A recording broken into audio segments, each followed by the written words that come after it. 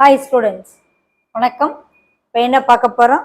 இயல் 8 பயிற்சி 8.3 10ஆம் கணக்கு என்ன கொடுத்துருக்காங்க.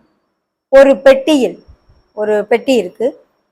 20 குறைபாடு இல்லாத விளக்குகள், குறைபாடு இல்லாத, நாட் டிஃபெக்ட், குறைபாடு இல்லாத விளக்கு 20, டிஃபெக்ட் உள்ளது, குறைபாடு உள்ளது. எத்தனை விளக்கு இருக்குன்னு தெரியல, சில குறைபாடு இருக்குது.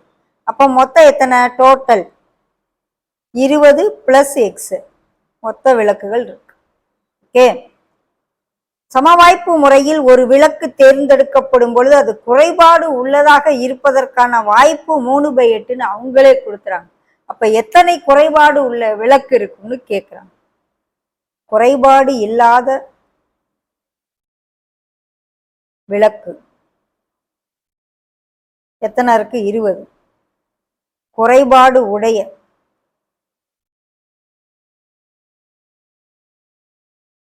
எவ்வளவும் தெரியாது, எக்ஸ். அப்போ மொத்த விளக்கு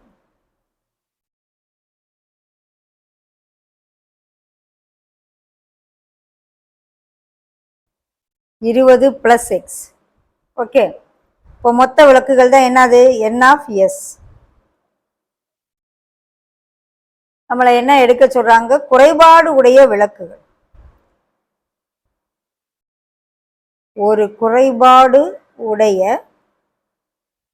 விளக்கு எடுக்க நிகழ்தகவு.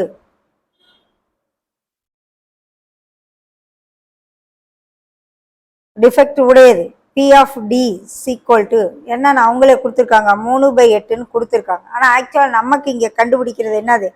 P(d) எத்தனை குறைபாடு? எக்ஸு. மொத்தம் எத்தனை? 20 + x. ரெண்டையும் ஈக்குவேட் பண்ணு. நம்ம ஆக்சுவலாக கண்டுபிடிக்கிறது n(d/n)(s).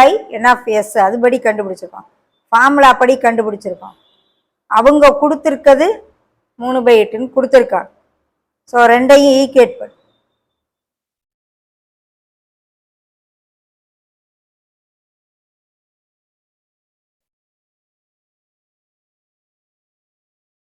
இதிலிருந்து 5x = 60. அப்போனா x = 60/5 எத்தனை வந்துடும்? 12. 12 குறைபாடு உடைய விளக்குகள் இருக்கு. ஸோ குறைபாடு உடைய விளக்குகள்